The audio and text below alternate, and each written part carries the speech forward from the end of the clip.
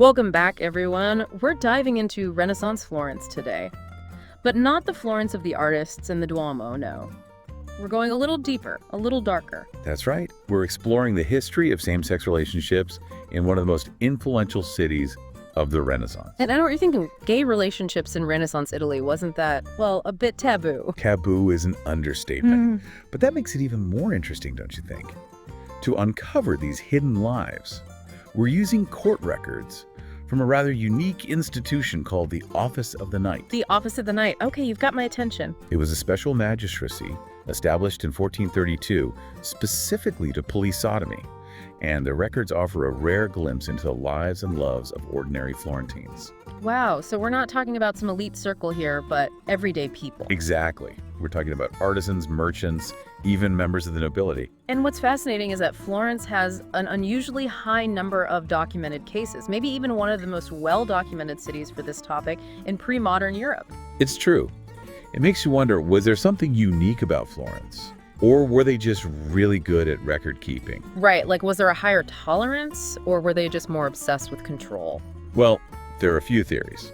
One is that Florence, being this hub of trade and culture, might have attracted a more diverse population, perhaps leading to a greater visibility of different lifestyles, if not exactly tolerance. Okay, I can see that. A melting pot of ideas and maybe desires. Another possibility is that Florence's political climate, which was known for being pretty intense, might have led to this heightened concern about controlling morality. Sodomy became a way to define the boundaries of acceptable behavior. Almost like a tool for social control. Exactly.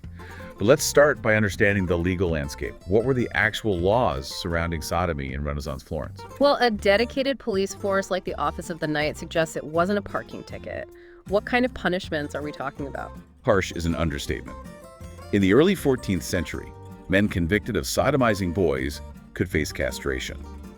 The boys involved. Public flogging or fines. Wow, that's pretty intense. And notice the disparity there. The man gets the harsher punishment. Yes, it speaks to the patriarchal nature of society back then. Men were seen as the aggressors, the ones responsible. Even if the boys were willing participants. Even then. And it gets even more interesting when you look at punishments for foreigners. They could be burned to death for sodomizing Florentine boys. Burned to death. Wow, okay, so definitely not a slap on the wrist. Right. Why such a drastic difference for foreigners, though? It's like they were saying, we might have a problem with this, but you outsiders, absolutely not touching our boys. Almost a protectionist attitude towards Florentine youth. Exactly. A weird mix of anxieties about morality, sexuality, and maybe even some xenophobia. It makes you wonder how these laws were actually enforced, though. Was Florence really the city ruled by terror, with everyone constantly looking over their shoulder? Well, despite those harsh laws, it seems many cases actually went unpunished. We have records of men admitting to engaging in sodomy for years without any legal consequences, like Agostino di Arcole. In 1348, he confessed to 12 years of sodomitical activity, but somehow no punishment. 12 years. Clearly, there was a gap between the law and its actual application. What else might have influenced whether someone was actually punished then? Well, social status and connections definitely played a role. We see this with powerful families like the Medici. Francesco di Lazzaro de' Medici was implicated multiple times, but never convicted. The Medici influence shielding them from the law. It seems so. Which raises the question, if the law wasn't always enforced, what was its purpose? Right. Why even have those harsh laws if they weren't consistently applied? Sometimes laws are less about strict enforcement, but more about sending a message, setting boundaries, reinforcing social norms. Ah, so it's about control. Not necessarily through constant prosecution, but through the threat of punishment. Precisely. And it's important to remember the context. This was the early 15th century, just decades after the Black Death. A time of great upheaval and anxiety. People looking for someone to blame. Exactly. And those who transgressed social norms, like those engaging in sodomy, became easy targets. A scapegoat for society's anxieties. It's fascinating how attitudes towards sexuality are so often intertwined with these bigger social and political issues. And speaking of which, wasn't there a fiery preacher who had a lot to say about all this? Ah, you're thinking of Bernardino of Siena. a Dominican friar who was incredibly popular in Florence during the early 15th century, famous for his, let's say, passionate sermons. Passionate about condemning sin. That's putting it mildly. Sodomy was one of his favorite targets. He blamed it for everything from the plague to political corruption, even suggesting they should erect pyres on every street corner to burn those found guilty. Wow, talk about fire and brimstone. Did his preaching actually have any impact? It's hard to say definitively, but his influence was undeniable. His sermons drew huge crowds, and it's no coincidence that the Office of the Knight was established just a few years after Bernardino's fiery sermons in Florence. So while he might not have directly created the Office of the Knight, he certainly fueled the fire, so to speak. He tapped into pre-existing anxieties, giving them a voice and a target. Which makes it even more interesting that the Office of the Knight, despite its fearsome reputation, seems to have focused on less serious offenses, often showed leniency. Many repeat offenders were never convicted. So, a bit of a paradox, this fearsome institution, but not exactly a reign of terror. It's complex. You have the official pronouncements, the harsh laws, the fiery rhetoric, but then you have the reality of daily life, social networks, and maybe even a sense of pragmatism among those tasked with enforcing the law. The ideal versus the real, the messy reality of human behavior defying the desire for absolute control. So who are the people caught up in all this? Were they a distinct group, marginalized, ostracized, or were they more integrated into the fabric of Florentine society? That's what makes this so interesting. Sodomy wasn't limited to a specific social class or group. We find cases from all walks of life: artisans, shopkeepers, wealthy merchants, even nobles. So this wasn't some hidden subculture, it was happening across Florentine society. That's right. And interestingly, the records suggest a link between sodomy and certain life stages: adolescence and bachelorhood, primarily. Makes sense considering the average marriage age for men was quite late. Exactly. You have this extended period between adolescence and marriage where young men are exploring their identities and desires. And for some, it seems same-sex relationships were part of that exploration. So it's about age, social context, personal connections, a much more complex picture than just saying these people were different. Exactly. It's about understanding the nuances of their lives, their desires, and the pressures they faced. And that's what makes studying history so fascinating. It really makes you think about how we often try to categorize people and their experiences, but the reality is always so much more complex. And speaking of complexity, I'm curious about how they viewed these relationships in terms of masculinity and gender roles. I mean, we're talking about Renaissance Italy, a culture famous for its machismo. That's right. And this is where things get even more interesting. In these relationships, the older partner always took the dominant role. The younger partner, typically an adolescent boy. And it's always that way. Always the older partner taking the active role, the younger the passive. So it's not about mutual attraction between equals. It's a very specific dynamic, tied to age, to societal expectations. It raises so many questions about power and consent, especially from our modern perspective. Did they even have a concept of consent back then? It's important to remember that ideas about consent back then were vastly different from our understanding today. The power imbalances between an older man and a younger boy. Well, it raises ethical concerns we can't just brush aside. But to answer your question more directly, it's difficult to say for sure how they viewed consent. But the power dynamics alone raise serious questions. Absolutely. But even within that context, I'm curious how they understood the roles within these relationships. Did they see the passive partner as somehow less masculine? Well, the language used in the court records is revealing. They often describe these passive partners with feminizing language. Compared to women, bitches in heat, even prostitutes, it's like they're trying to fit these relationships into their existing understanding of gender roles. It's almost like they're trying to force a square peg into a round hole. Exactly. They're trying to impose their own ideas about masculinity and femininity onto these relationships, even though they clearly don't fit neatly into those categories. So it wasn't just about the sexual acts themselves. It was about how those acts were understood and interpreted through the lens of their existing social norms. Right. But here's something else that's interesting. Despite all this feminizing language, there's no evidence that effeminate behavior or cross-dressing was associated with the boys in the passive role. So being the passive partner didn't necessarily mean adopting a feminine identity in a broader sense. That challenges our modern stereotypes, doesn't it? It does. It suggests that their understanding of sexuality was perhaps more nuanced than we might assume, or at least different. Right. We can't just impose our modern categories onto the past. Exactly. And it's a good reminder that human sexuality is complex. It always has been. It's expressed itself in different ways throughout history. We have to be careful about imposing our own values and interpretations onto the past. It's about understanding, not judging. Exactly. But let's move from the abstract to the concrete for a moment. Wow. Where were these encounters actually taking place? Were they hidden away in the shadows or happening right under everyone's noses? Right, because we've talked about the laws, the punishments, the social attitudes, but where was the action, so to speak? Well, the sources point to a surprising variety of locations. One common setting, the bottega, the workshop. Really? Workshops? Think about it. They offered a degree of privacy, but they were also hubs of male social interaction, apprentices and journeymen working side by side. Ah, so these weren't just happening in dark alleys or hidden corners. They were woven into the fabric of daily life. Exactly, and we have specific examples, like Francesco di Giuliano Benintendi, a wax sculptor whose workshop was always described as being full of boys. Full of boys. Makes you wonder what else was being molded in that workshop. Right, it gives us a glimpse into these hidden lives, existing right alongside the respectable world of craft and commerce. But workshops weren't the only locations, of course. What about those classic spots for, shall we say, discreet encounters? The taverns and inns. Ah, yes, the taverns. A Renaissance staple, full of gossip, intrigue, and maybe a little more. The records definitely show that taverns were popular meeting places for men and boys, and some even developed reputations for being tolerant of sodomitical activity. So picture a bustling tavern. Laughter, music, whispered propositions. Exactly. It was all part of the social fabric. And it seems some tavern owners were willing to turn a blind eye, maybe even profiting from these arrangements. But it's also important to remember that these encounters weren't always fleeting. Some developed into longer-term relationships. Right.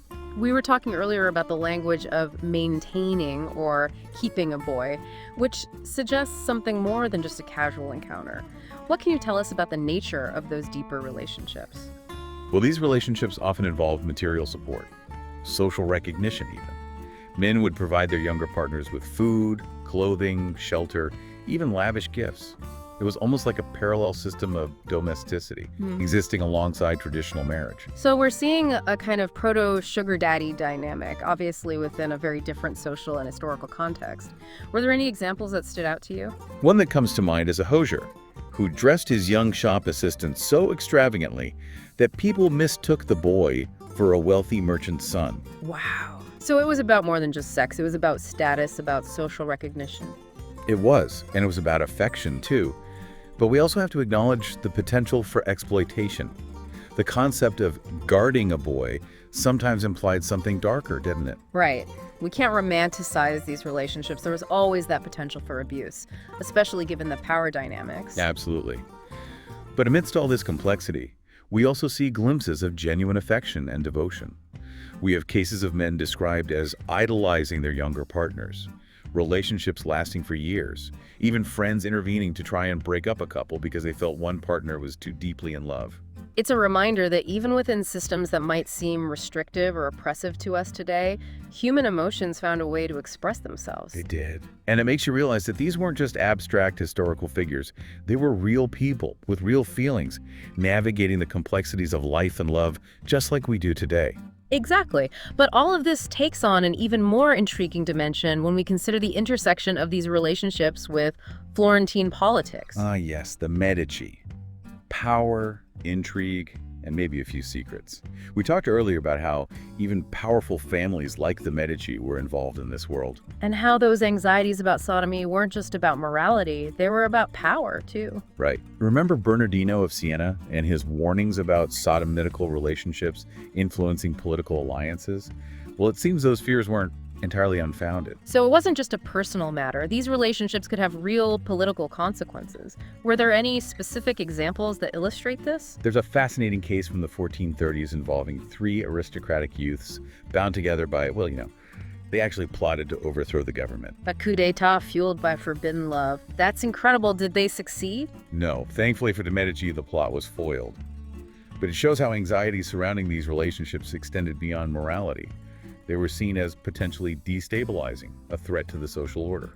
And it makes you wonder, were those anxieties justified, or were they just using this as an excuse to target their opponents? It's hard to say for sure, but it definitely highlights the power dynamics at play. And it raises questions about the Medici themselves. Lorenzo de' Medici was surrounded by people implicated in sodomitical activity. So were the Medici quietly tolerant? Or just turning a blind eye? It's a question historians still debate. Were they pragmatic? Or did they see these relationships as a potential tool for manipulating alliances and consolidating power? We might never know for sure. It's a reminder that power is a slippery thing, and that the past is full of secrets. It is. But sometimes, those secrets offer us the most fascinating glimpses into human nature. But the Medici weren't the only ones grappling with these issues. Didn't Girolamo Savonarola, the firebrand preacher, try to reshape Florentine society according to his own strict moral code? Oh yeah, Savonarola. He was, intense. That's one way to put it. His rise to power in the late 15th century marked a dramatic shift in Florence. He condemned sodomy, even more vehemently than Bernardino of Siena. So things took a darker turn under Savonarola. Definitely.